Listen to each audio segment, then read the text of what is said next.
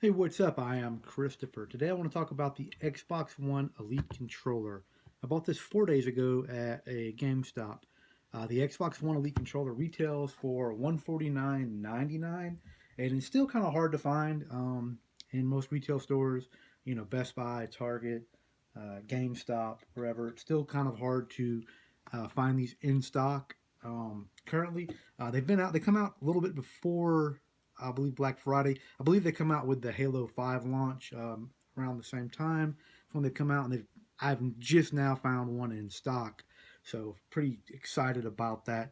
And I've been using it, and I want to compare the Xbox One Elite to the standard Xbox controller. Talk about some of the differences between them, and is it worth the 150, the $150? You know, is that worth it? Personal opinion, yes, it's very much worth it. It's an awesome controller, and I'll talk about some of the features that it has, a few of the specifications, and then just overall using it for gameplay.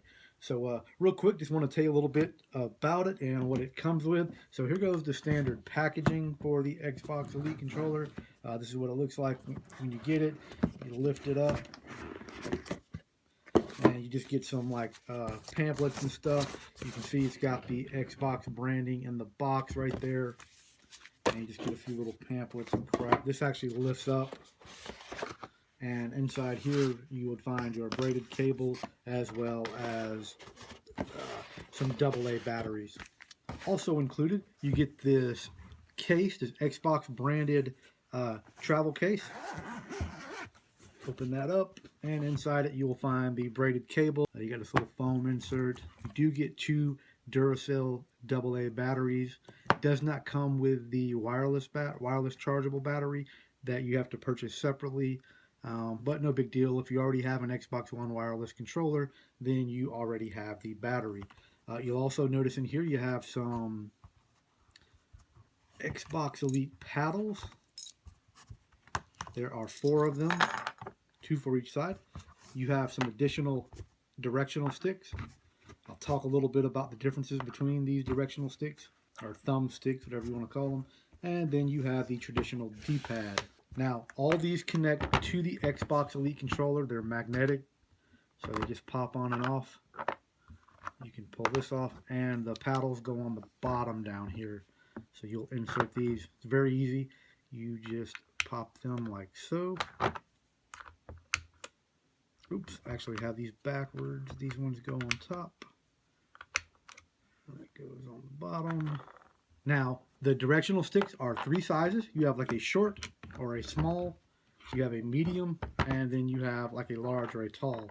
And you can see they are a little bit different in size and as well as design. The very tall one and the very short one have like an indented top where you put your thumb. This feels really good like for first person type shooters where you want control of that D stick or directional stick or thumb stick, whatever you prefer to call it, versus these are like a domed top.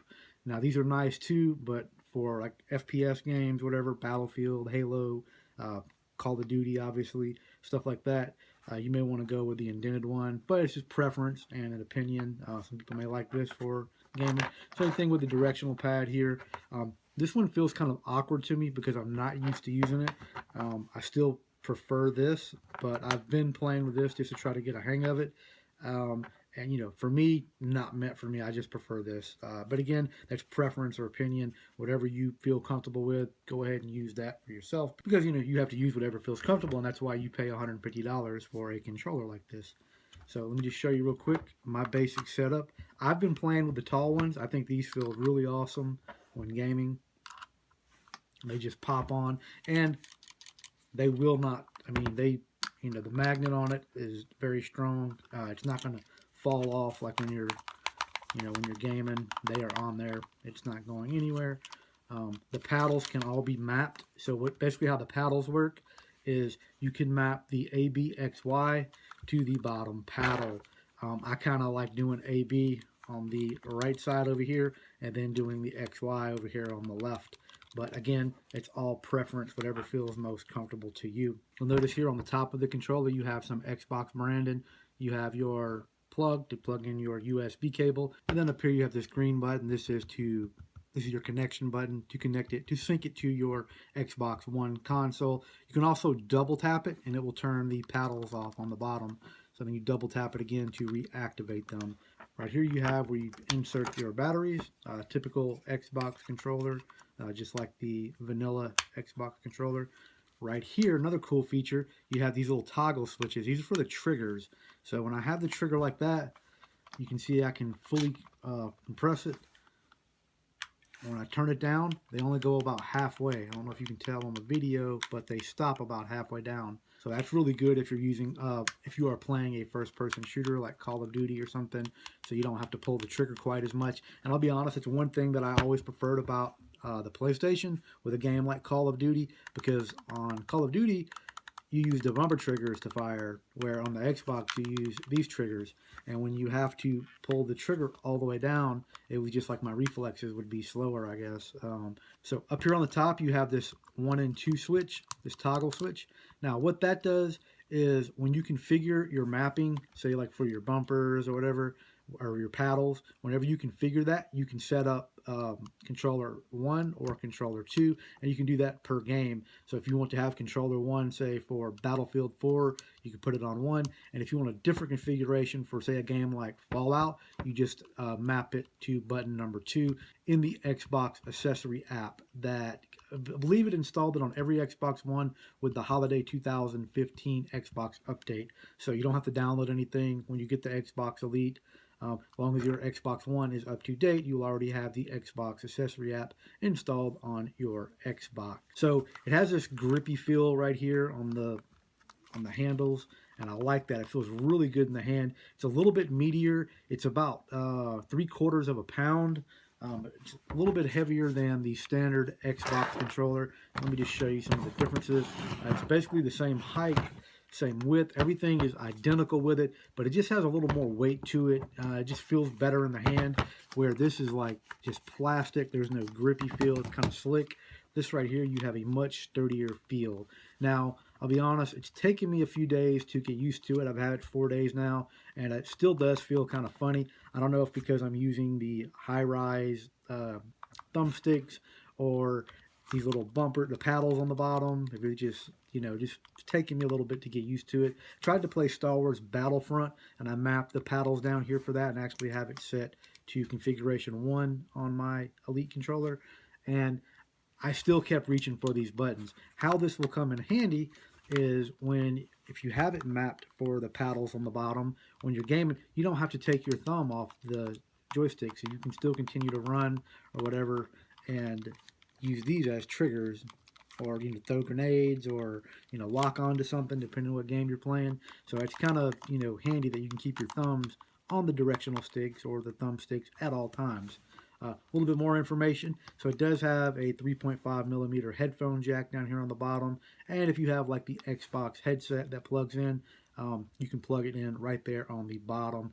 Everything, any Xbox One controller accessory will work with the Xbox Elite. Now that is one thing that is different. The vanilla Xbox controller does not have the 3.5 millimeter headphone jack, whereas the Elite does. So that's it right there. Retails for $150. Highly recommended. I think I paid $70 or $80 for this controller, and it did come with the battery and the cable, whatever. But I mean, for the price of 2 of them, you're going to get a much better controller. From what I understand, Xbox is allowing third-party companies to create things like the sticks, the paddles, different accessories that can plug into the various ports or whatever on the Xbox Elite controller. So, you don't have to just stick with something from Microsoft. So anyway, everything else is basically the same. Your bumpers up here, those still all the same.